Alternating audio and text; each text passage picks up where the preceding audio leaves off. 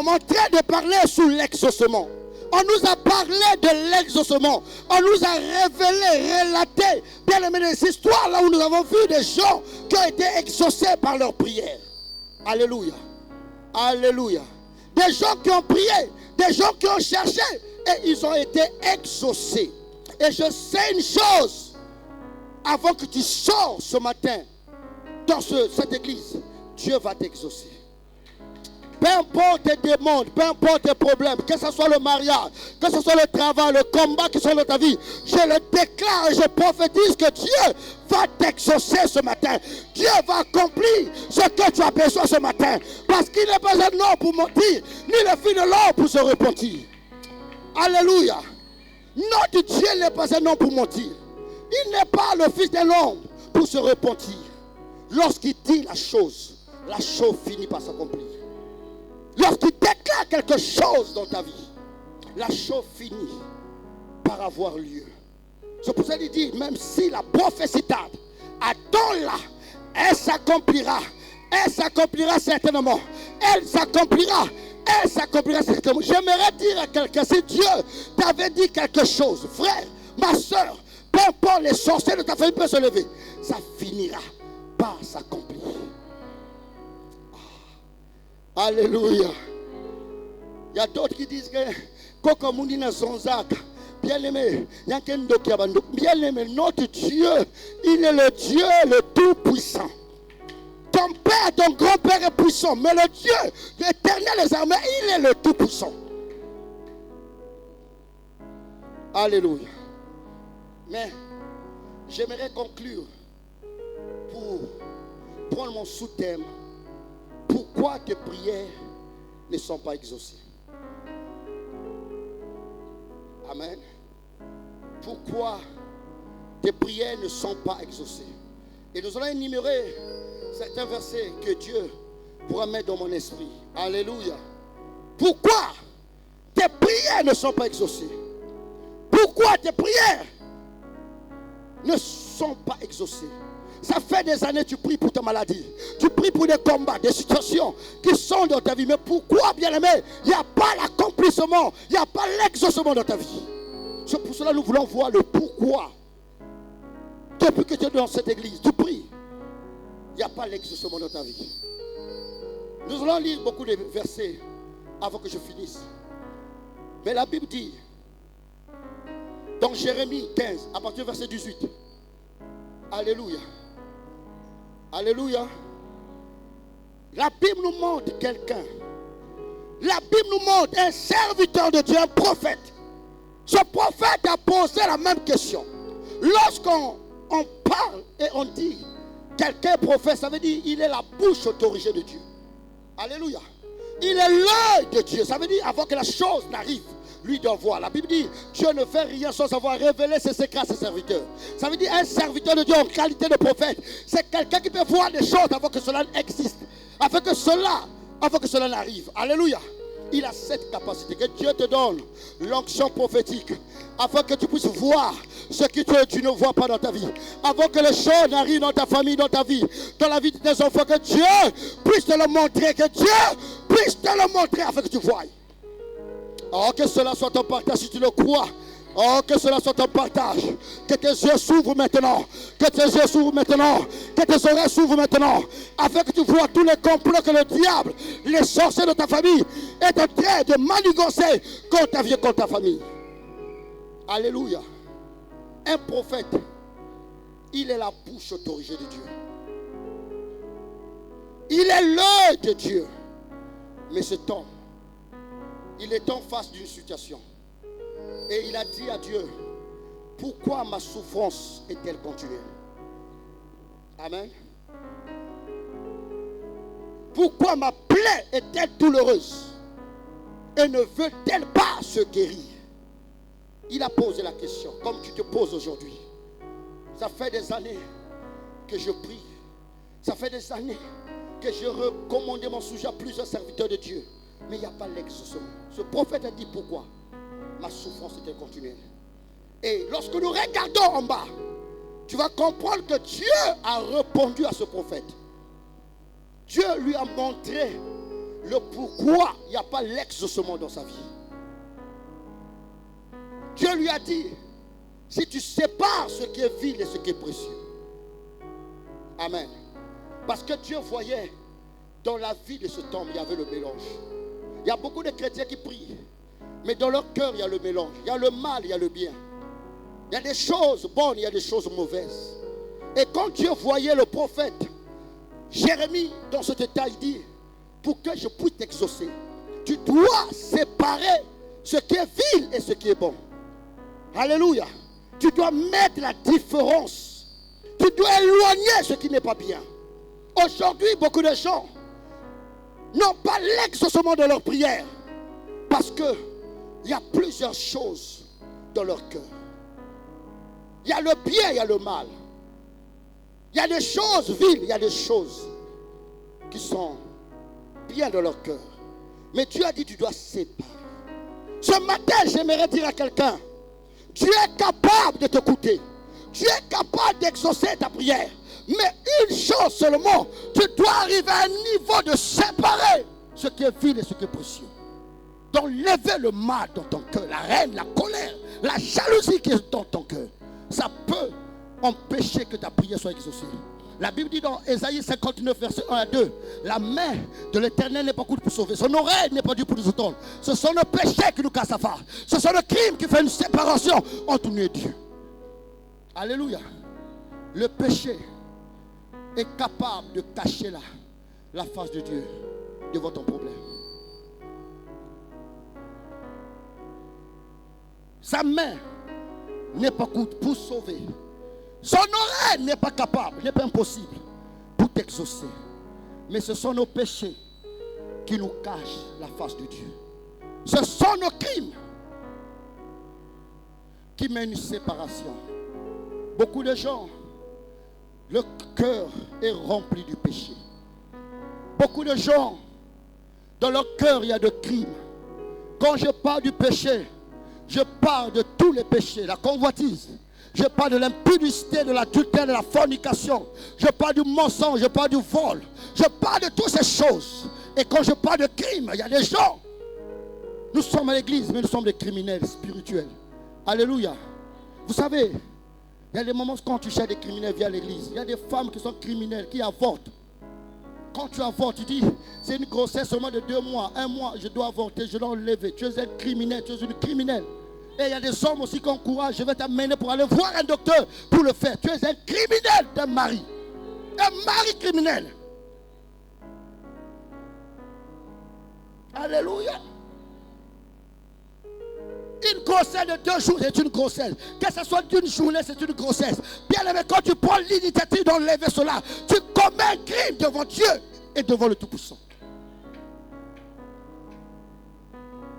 Si je peux oser le dire, et si les chrétiens sont vraiment des chrétiens véridiques, comme lorsque le réveil est rentré dans le Congo, là où les gens venaient devant le trône de grâce, là où les gens disaient que j'ai fait ce mal, j'ai tué, j'ai avorté, j'ai fait ceci, j'ai pris le mari de quelqu'un, j'ai pris la femme de quelqu'un. Les gens venaient devant le trône pour venir confesser. Aujourd'hui, personne n'accepte. Même si on appelle qui a commis l'adultère, qui est sorti avec un homme marié, avec une femme mariée, personne ne peut venir. Les gens se cachent. Celui qui casse ses péchés ne prospère point. Celui qui casse ses péchés ne prospère point. Celui qui casse ses péchés ne peut jamais être exaucé. Parce que le péché va empêcher de voir la main de Dieu dans ta vie.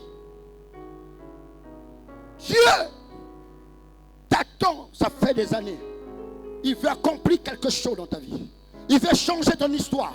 Mais parce que toi, tu n'arrives pas à une dimension d'enlever ce qui est vil et ce qui est précieux.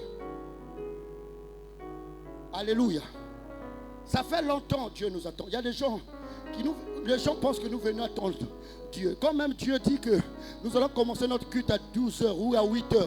Dieu vient même à 1h du matin, il est déjà là. On n'attend pas Dieu comme on dit. Saint-Esprit descend. Il est déjà descendu. Il est là. Il vous attend que tu puisses le recevoir. Tu puisses, Père de Dieu, le faire rentrer dans ta vie, dans ton cœur, pour qu'il se manifeste. Alléluia. Le péché, la criminalité dans le cœur de plusieurs personnes. Et j'aimerais parler de la deuxième chose. La Bible dit dans Jacques 1, verset 6 à 12, celui qui demande quelque chose à Dieu en ayant des doutes et qui ne croit pas, il ne doit pas s'attendre de recevoir quelque chose de la part de Dieu. Il y a beaucoup de gens qui demandent à Dieu, mais ils ne croient pas. Alléluia. Ils limitent parfois Dieu pour dire que Dieu ne peut pas le faire. Mais bien aimé, moi j'enlève toute pensée humaine pour dire que Dieu ne peut pas donner comme aujourd'hui. Bien aimé, moi depuis que je travaille, aucun travail j'ai eu dans ma vie. J'ai travaillé à Chouberger, j'ai travaillé à Taille, j'ai travaillé, bien aimé, à Congo Service, j'ai travaillé à Congo Vision, j'ai travaillé à Plasco, là où on a bien aimé fabrique de bouteilles de maillot. J'ai travaillé un peu par-ci par-là. Aucun travail, bien aimé, que je suis parti chercher ou déposer le dossier. Non. Alléluia. Tout le travail que j'ai fait dans ma vie, c'est Dieu qui touche les gens qui m'appellent. Est-ce que quelqu'un comprend? Alléluia. Donc moi, ce que je fais, je mets mes genoux à terre. Je dis, Dieu donne-moi. Dieu fait quelque chose. Et Dieu localise la personne qui est bien placée pour me positionner là où je veux être. Alléluia. Et après, la personne m'appelle et me positionne. Alléluia. Et je suis comme ceux-là qui disent que Dieu ne donne pas le travail. Il faut aller chercher. C'est écrit où? Les prédicateurs, donnez-moi le verset. Tout ce qui n'est pas, alléluia, tout ce qui n'est pas écrit dans la Bible, alléluia, ça ne vient pas de Dieu, ça vient du diable. Et beaucoup de chrétiens se langage, Dieu ne peut pas te donner le travail, il faut aller chercher. Ce n'est pas mauvais d'aller chercher, je ne suis pas contre ceux-là qui cherchent, alléluia. Mais Dieu, quand tu dis Dieu ne peut pas donner, ça veut dire que tu limites Dieu. Or, notre Dieu n'est pas un Dieu de limitation, alléluia. Et notre Dieu dit que rien n'est impossible à lui. Tout est possible à celui qui croit. Mettons Dieu à la place de Dieu. Amen. Alléluia. Et toi aussi fais ton travail. Mets d'abord Dieu à sa place. Si ton travail, toi en tant qu'humain, il faut aller chercher, va chercher. Amen. Mais mets d'abord Dieu à sa place. Ne limite pas Dieu. C'est pour ça que beaucoup de gens n'arrivent pas à expérimenter la puissance de Dieu dans leur vie. Parce qu'il y a des limitations. Dieu qui boussaka. La Bible dit qu'Élie avait faim. Il a prié, Dieu a envoyé des corbeaux, ils ont emmené la nourriture. Est-ce que quelqu'un comprend? Jacob marchait, il avait faim, il a prié. L'ange l'a amené l'assiette avec la nourriture. Mais si c'est le même Dieu que tu es en train de prier, mais pourquoi ce Dieu l'a fait, il n'est pas capable de faire dans ta vie? Ça veut dire que tu ne pries pas le vrai Dieu, tu pries le Dieu de tes parents. Alléluia. Alléluia. Si c'est le véritable Dieu, ce Dieu l'a dit, je suis le même hier, aujourd'hui et éternellement. Ça veut dire quoi? Ce qu'il a fait dans le temps passé, il est capable de le faire dans le temps présent avec toi. Il est capable de le faire dans le temps futur avec tes enfants. Il est capable de le faire. Alléluia. Le problème c'est de quoi? Je t'ai parlé de ce témoignage. Tout le travail que j'ai fait, je n'ai jamais cherché. Je cherche dans la prière, dans l'intimité, et Dieu me donne. Et toi qui dis, je suis parti chercher le travail, et Dieu m'a donné. Moi qui dis, j'ai prié pour demander le travail à Dieu, et Dieu m'a donné. Maintenant, quand on se présente nous deux, alléluia, alléluia, vous savez qu'est-ce qui nous rassemble? Qu'est-ce qui nous identifie? C'est l'accomplissement. Amen. Alléluia. Parce que chacun a sa grâce. Ce qui nous diffère dans les démons que nous avons, c'est la grâce de Dieu. Alléluia. Mais ne limite pas Dieu par rapport à toi-même. Ne limite pas Dieu par rapport à tes pensées. Alléluia. Il dit si quelqu'un demande à Dieu en doutant, en mettant des doutes, que cette personne ne croit pas, ne s'imagine pas recevoir quelque chose de la part de Dieu. Il y a des gens qui prient, mais ils ne croient pas. Amen. Papa, l'hôpital, c'est vrai.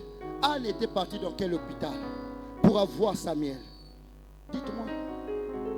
Mais si Si Dieu permet que tu ailles à l'hôpital, c'est la grâce de Dieu. C'est un chemin que Dieu a tracé pour toi. Mais toi ne limites pas Dieu dans tes pensées, dans ta manière de comprendre Dieu. Dieu, il est illimité.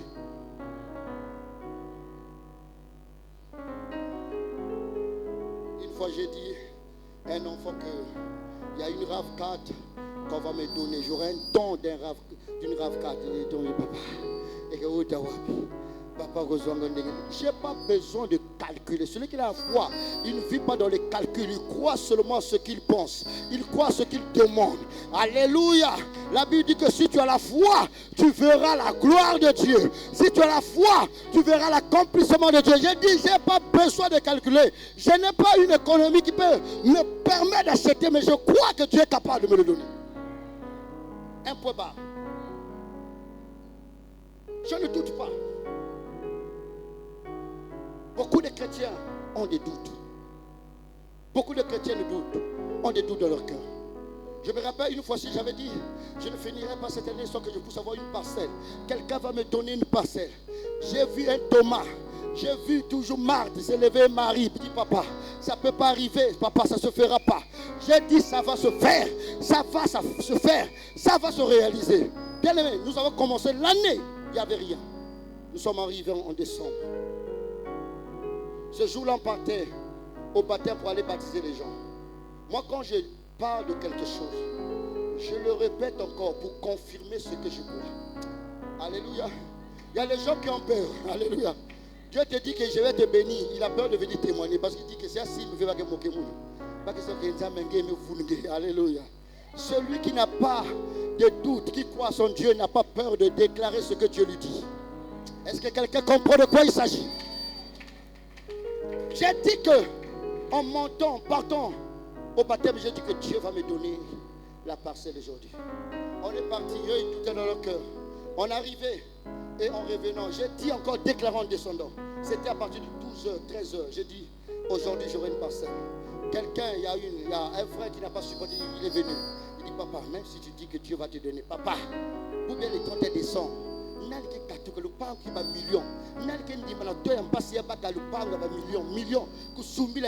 Alléluia.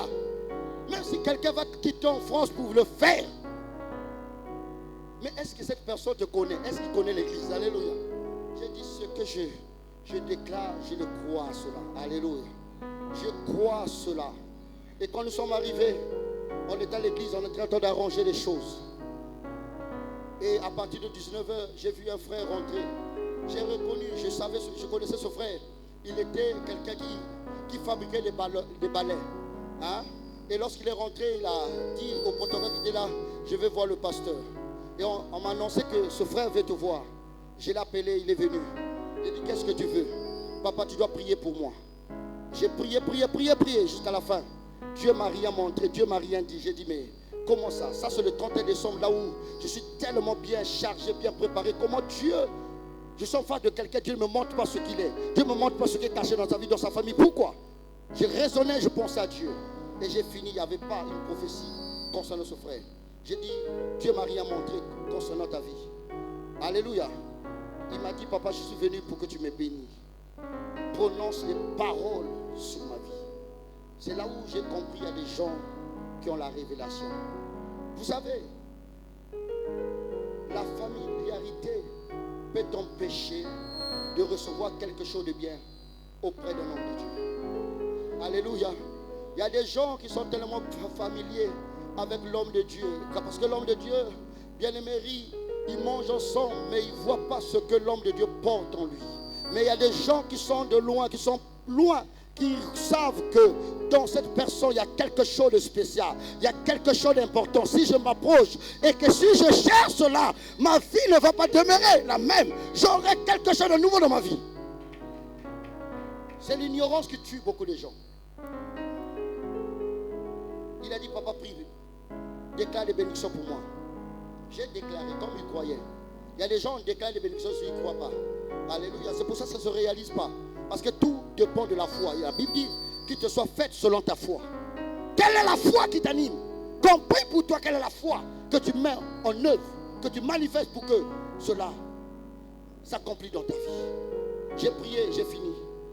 Et ce frère m'a dit, papa, Lorsque tu vas passer ta veille de prière, demain matin, le 1er janvier, tu peux m'appeler ou le 2. J'irai te montrer ta parcelle. Alléluia. J'ai une parcelle que Dieu m'a dit, je dois te donner. Vous savez, quand quelque chose t'appartient, ça appartient. Il y a des gens qui ont des choses des autres. Tu penses que ce que tu as, c'est pour toi. Non, non. Parfois, c'est pour le frère qui est à côté de toi. C'est pour... J'aimerais dire, hein, je répète. Il y a des gens qui croient que ce qu'il a, c'est pour lui-même. Il a le travail, il pense que Dieu lui a donné le travail pour lui-même. Non, Dieu t'a donné le travail. Parfois, il y a une soeur qui crie, qui pleure parce qu'il n'a rien à manger. Dieu t'a béni pour que toi, tu puisses avoir un regard pour se focaliser vers cette personne pour que tu l'aides et que la personne soit bénie. Alléluia! Il y a des gens que Dieu t'a béni dans ta famille, pas pour toi, pour ta famille, parce qu'il y a une soeur. Oh, quand on vient engrosser de temps en temps, elle a même au moins 8 enfants, son mari. Parce que Dieu t'a élevé dans cette famille pour que toi, tu puisses prendre soin de cette femme, de cette soeur, mais toi, tu oublies. Tu es tellement cupide, tu oublies même d'aider les gens. Alléluia. Elle a dit, papa, la parcelle est pour toi. Ça veut dire qu'il avait une parcelle, mais ce n'était pas pour lui. Tu peux avoir quelque chose, mais ce n'est pas pour toi. Est-ce que quelqu'un comprend? Tu peux te battre pour avoir 10 000, mais après Dieu dit, prends 10 000, donne à cette femme. Il a une ordonnance, il doit acheter. Ce n'était pas pour toi. Ce qui est à toi va te revenir. Alléluia. Ce qui est à toi est à toi. Ça veut dire la parcelle que le frère là avait, ce n'était pas sa parcelle, c'était ma parcelle.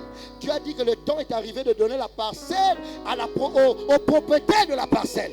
J'aimerais dire à quelqu'un, lorsque ton temps arrivera, ce qui t'appartient, bien-aimé, va te revenir. Même si, bien-aimé, ça tarde, même si c'est dur, bien-aimé, ce qui est à toi sera à toi. Ce qui est à toi va te localiser, va arriver là où tu es.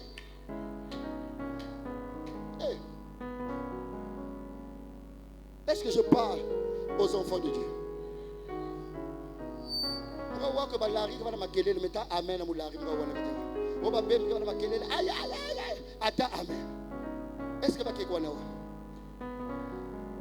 On va minken qu'elle a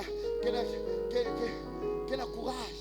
Attends mon kenga c'est moi parce que si minken va dire amen, si ma bembe va là Larry va là amen, si même don de vanda va fili. Cela qui amen. Mais bien aimé. Alléluia. Même Bateke qui criait. Alléluia. Bateke qui fout avec toi, mais crie avec qu'on a vraiment.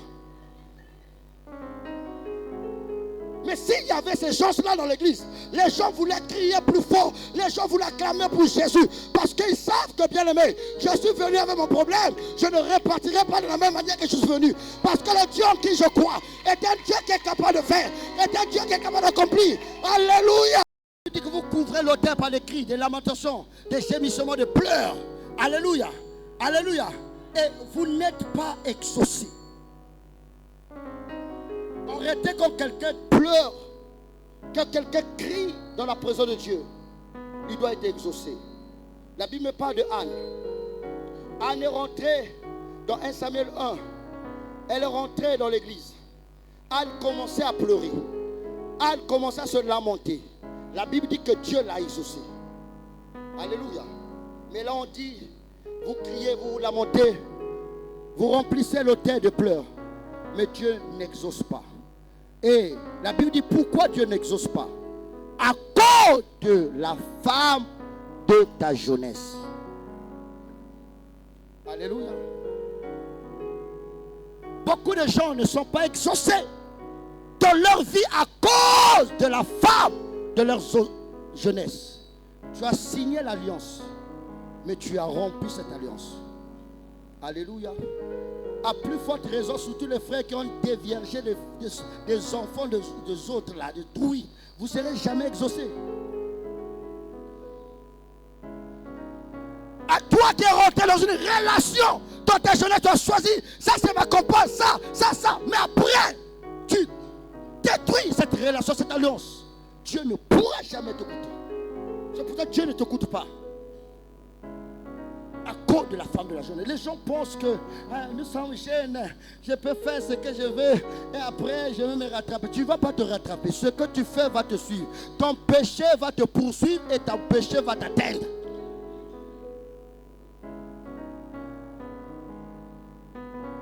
Combien de femmes tu as eu dans ta jeunesse? Combien de maris toi tu as eu dans ta jeunesse? Il y a des femmes qui n'arrivent plus à compter.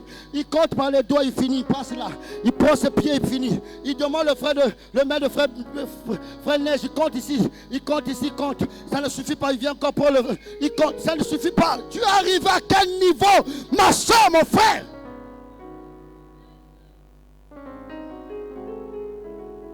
Tu arrives à quel niveau? Tu arrives à quel niveau? Il dit à cause de la femme de ta jeunesse. Beaucoup de gens blaguent avec cela. Mais au fur et à mesure, ça leur rattrape. Je connais une jeune fille. Elle était une jeune fille qui craignait Dieu. Mais elle est tombée, bien aimée, aux mains d'un dragueur qui l'a menti. Bien aimée, cette soeur gardait sa virginité. Mais à cause de cet homme, elle a perdu ce qui était cher dans sa vie. Après, le frère a pris la fuite, il est parti. Cette fille avait dit, si elle avait fait ça, durant toute sa vie, ce frère doit souffrir. Alléluia. Doit souffrir. Rien ne marchera dans sa vie. Il ne doit pas se marier. Toutes les femmes qu'il va rencontrer, que toutes les femmes. Et aujourd'hui, ce frère qui était frère, il est devenu papa de 57 ans sans une femme. À cause d'une parole déclarée par une jeune fille. Vous qui trompez les jeunes filles de Trouy, je vais tromper, je vais passer. Il y a des gens, tu trompes, tu ne passes pas, tu t'arrêtes là. Je vais tromper, je suis spécialiste, expert. Mais tu vas t'arrêter là. Tu vas détruire ta vie là. Et après, tu vas accuser les sorciers, ceux-là qui sont vieux dans ta famille. Tu oublies ce que tu as sémé toi-même dans ta jeunesse, ce que tu as planté, tu as menti, tu as donné de faux engagements, tu as donné de faux bien-aimés. Et ça va finir par te rattraper.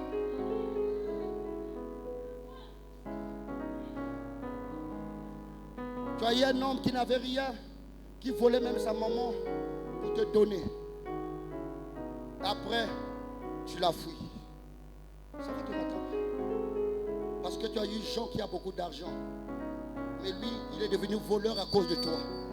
Il n'était jamais voleur, mais c'est toi qui as fait qu'il soit voleur. Parce qu'il commençait à voler dans leur maison à cause de toi.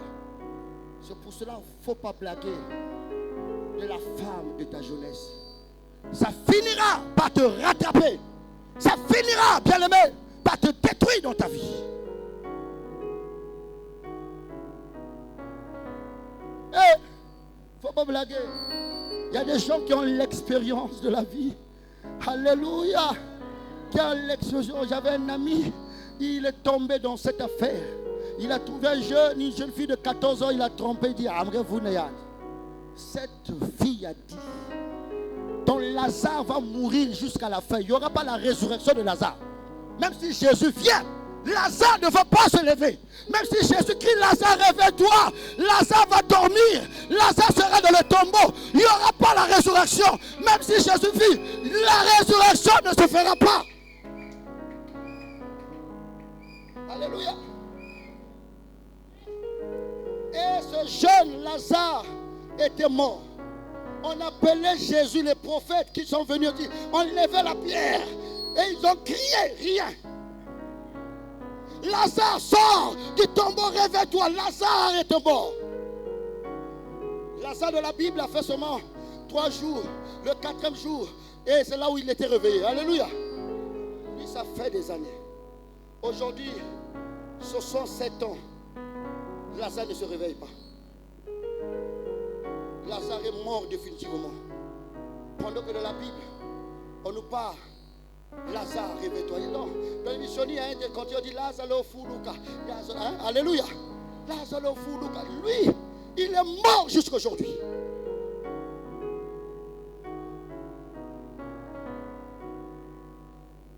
Les prophètes sont venus, ils ont levé la pierre. Les gens même ont dit, allez-y, on détachez-les. Alléluia. Pour qu'on prie, parce que peut-être ce sont les liens qui font qu'ils se lèvent. On a détaché, on a prié. Lazare toujours mort. Jusqu'aujourd'hui. Il est parti quelque part. On lui dit, pour que Lazare se réveille, tu dois rencontrer sa soeur qui s'appelle Marie. Parce que Jésus va de réveiller Lazare. Il l'a rencontré avec Marie. Il n'y a pas de résurrection de Lazare sans rencontrer Marie.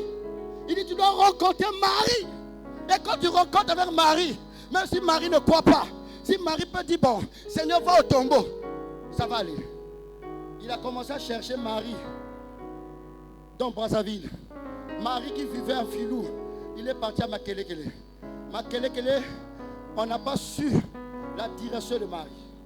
Or, dans la Bible, on dit que lorsque Jésus venait, il a rencontré Marie et Marthe. Alléluia. Et ils ont dit que ça fait 4 jours qu'il est là. Seigneur, si tu étais ici, il voulait se ressusciter. Donc sans Marie et Marie, il n'y a pas la résurrection. Aujourd'hui, Lazare est mort jusqu'aujourd'hui. Ne blague pas avec ta vie, mon frère. Ne blague pas avec ta fille. Toi qui es jeune, c'est pour ça que la Bible dit, réjouis-toi jeune, réjouis-toi de ta jeunesse, mais sache-le que Dieu t'appellera en jugement. Dieu t'appellera en jugement. Mon cœur était jeune, mon salaire, bien aimé, Dieu va te récupérer. Dieu va te récupérer. J'aime ce Dieu-là, tu peux faire, il va te récupérer quelque part. Il dit, tu n'es pas exaucé à cause de la femme de ta jeunesse, celle que tu as fait une alliance.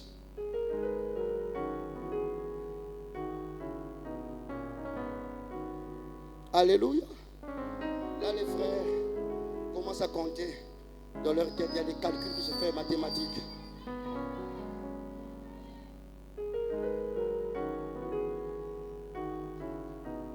Surtout les jeunes qui ont pris la virginité des jeunes sœurs, qui ont abusé des jeunes sœurs. Frère, ça paye mal. Ça paye mal. Si tu as l'occasion, commence à chercher Marie pour demander pardon. Alléluia. Que Dieu te pardonne. Sans ça, ça va se retrouver, ça va te rattraper. Alléluia. Alléluia. J'aimerais finir pour te dire tout simplement, j'ai parlé des choses qui empêchent qu'il y ait l'exaucement dans la vie d'une personne. Mais j'aimerais parler de quelque chose en 1 minute qui peut faire que tu puisses avoir l'exaucement. Il y a plusieurs choses, mais j'aimerais énumérer seulement 3 choses aujourd'hui pour que ta prière soit exaucée. Dans le livre que nous venons de lire, on nous parle d'Élie. Dans 1 Roi 18, chapitre 36 à 37, on nous parle que Élie, dans l'histoire, il était en face d'un problème éminent. C'était les prophètes de Baal. Alléluia. Alléluia. Et arrête d'abord de calculer. Tu vas calculer lorsque tu seras dans ta maison. Amen. Allez, écoute d'abord la parole. Frère, ma soeur, écoute d'abord la parole. Hein? Tu vas faire tes calculs lorsque tu sortiras. C'est là où tu vas compter tes doigts. Amen. Mais là où nous sommes, écoute d'abord ta parole. Alléluia. Est-ce qu'un enfant de Dieu est là? Est-ce qu'un enfant de Dieu est là? Alléluia. Élie est en face d'une situation terrible et éminente. Il y avait le prophète de Baal qui s'est levé. Il y avait Jézabel et le roi Akab. Mais à cause de cela, la vie d'Élie était seulement, de temps en temps il fouillait. De temps en temps il y avait une poursuite. Élie a décidé de rencontrer la reine Jézabel, le roi Akab et tous ses prophètes. Et lorsque Élie est arrivé, Élie a dit, rassemblez tous vos prophètes. Ils ont rassemblé tous les prophètes. Et Élie a dit, nous allons voir le Dieu de celui qui va répondre par le feu. C'est celui-là qui est pris le vrai Dieu. Amen. est le Dieu véritable. Il a dit aux prophètes de Baal, rassemblez tous vos prophètes, 450 prophètes de Baal, 400 prophètes de Baal et 450 prophètes d'Artaté. Ça veut dire qu'ils étaient au nombre de 950 prophètes. Alléluia. Il dit, priez votre Dieu. Parce que nous allons comprendre le Dieu qui agit. C'est ce Dieu-là qui est véritable. Alléluia. Parce que quand tu pries un Dieu véritable, il faut que Dieu puisse agir. Jésus a dit une fois, si vous ne croyez pas ce que je dis, croyez au moins aux œuvres. Alléluia. Croyez aux résultats. Ça veut dire, les résultats que tu vois peuvent te positionner dans une dimension de croire au Dieu où tu as décidé de servir. Est-ce que quelqu'un comprend? Alléluia. Il dit le Dieu qui va répondre par le feu, c'est celui Dieu-là qui sera véritable. Les prophètes de Baal ont prié. Depuis le matin jusqu'au soir, il n'y avait pas de résultat. Élie commençait même à se moquer de dire, peut-être votre Dieu dort. Alléluia. Peut-être il est en voyage. Peut-être. Ils ont prié jusqu'au soir, il n'y avait rien. Et Élie a dit, mon temps est arrivé. Et quand Élie s'est présenté, qu'est-ce qu'Élie a fait? Il a démoli l'autel de Baal qui était construit. Alléluia. Il a construit l'autel selon le modèle de Dieu. Si tu veux que ta prière soit exaucée, tu dois former ta prière selon le modèle de Dieu. C'est pour cela que quand les disciples étaient avec Jésus, ils ont vu Jésus prier, il y avait des miracles. Ils ont vu Jésus déclarer les choses arriver. Ils ont dit à Jésus, montre-nous à prier, comme Jean-Baptiste a montré à ses serviteurs, la manière de prier. Vous savez prier, on doit t'enseigner. Alléluia. On doit t'enseigner comment prier. C'est pour ça que Jésus a montré la figure de la prière. Il dit, quand vous priez, dit notre Père qui est dans les cieux, que ton règne vienne, que ta volonté soit faite. Il a montré seulement le modèle de prière. Quand tu pries, tu dois voir Dieu au-dessus de ta vie, au-dessus de toutes choses. Alléluia. Alléluia. Il a construit l'autel au modèle de Dieu. Je vais aller rapidement, je ne vais pas prendre les symboles ça va me prendre du temps. Et après, Élie a dit seulement 3 mots dans sa prière. Seigneur, que les gens sachent que Dieu, le Dieu d'Abraham, d'Isaac et d'Israël. 1. Alléluia. Deuxième, que les gens sachent que je suis ton serviteur. Premièrement, Élie a montré que sa détermination et sa foi étaient basées que par Dieu. Il y a d'autres personnes qui prient, mais ils ne croient pas totalement à Dieu. Ils croient à d'autres choses. Il dit que les gens sachent que Dieu est l'Éternel des armées. Dieu est le Dieu d'Abraham, d'Isaac et de Jacob. 1. 2, il dit, et que les gens sachent que je suis ton serviteur. Il a témoigné de sa personnalité, de sa vie, de sa position, qu'il était vraiment un serviteur à la charge de Dieu. Combien de gens peuvent témoigner réellement que je suis une fille de Dieu, je suis un fils de Dieu, je suis un servant de Dieu, je suis un serviteur de Dieu, qui le croit de tout leur cœur. Parfois quand tu le dis, bien aimé, il y a des images qui t'arrivent dans ta tête pour dire que non, c'est pas toi. Quelqu'un peut être serviteur de Dieu ou servant, mais pas toi. Mais Élie a témoigné parce qu'il savait sa position vers Dieu. Un vrai enfant de Dieu doit connaître sa position. Et troisièmement, alléluia, alléluia, alléluia, alléluia. Il dit que tout ce que j'ai demandé, que les gens sachent que je l'ai demandé selon ta volonté. C'est pour cela, pour finir, Jésus, en Gethsémani, il était là. Il est parti prier. Seigneur, si c'est possible, enlève cette coupe. Il est reparti. Il savait que sa prière n'était pas exaucée. Il a encore prié pour la deuxième fois. C'est pour ça que j'aimerais rappeler à quelqu'un, quand tu pries pour un sujet 2 fois, 3 fois, ça veut dire que tu n'es pas encore exaucé. Comme quelqu'un est exaucé, change encore un sujet. Jésus a prié encore pour la deuxième fois. Dieu, il y avait un silence terrible. Et la Bible dit que Jésus est parti pour la troisième fois. Il a prié. Seigneur, si c'est possible, enlève cette coupe loin de moi. Il a compris qu'il y avait le calme. Et il a su, il a dit, pas ma volonté, mais ta volonté.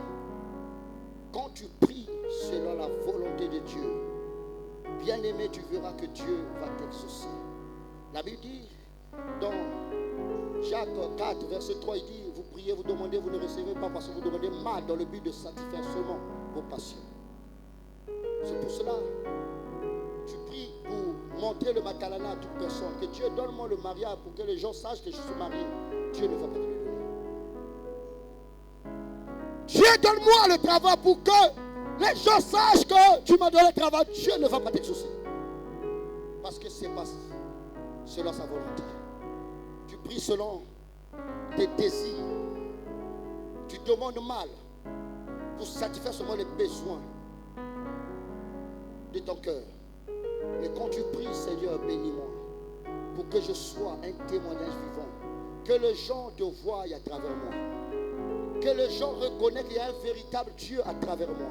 Seigneur, fais quelque chose dans ma vie, dans ma famille, afin que les gens sachent que le Dieu que j'ai quitté, le Dieu que j'ai choisi, est un Dieu véritable, est un Dieu qui répond, est un Dieu qui est capable de changer la vie de quelqu'un, est un Dieu qui est capable de guérir, est un Dieu qui est capable de lever, est un Dieu qui est capable de délivrer quelqu'un dans la force et de faire sortir, est un Dieu puissant. Seigneur, fais quelque chose. Quand tu demandes selon la volonté de Dieu, cela finira par se réaliser dans ta vie. Que Dieu te bénisse ce matin. Que Dieu chante ton histoire. Que Dieu chante ton histoire. J'aimerais que ce matin, quelqu'un puisse commencer à prier selon la volonté de Dieu. Que tu pries maintenant selon la volonté de Dieu. Que Dieu accomplisse ce qu'il avait dit dans ta vie. Lève-toi, on va prier. Lève-toi, on va prier.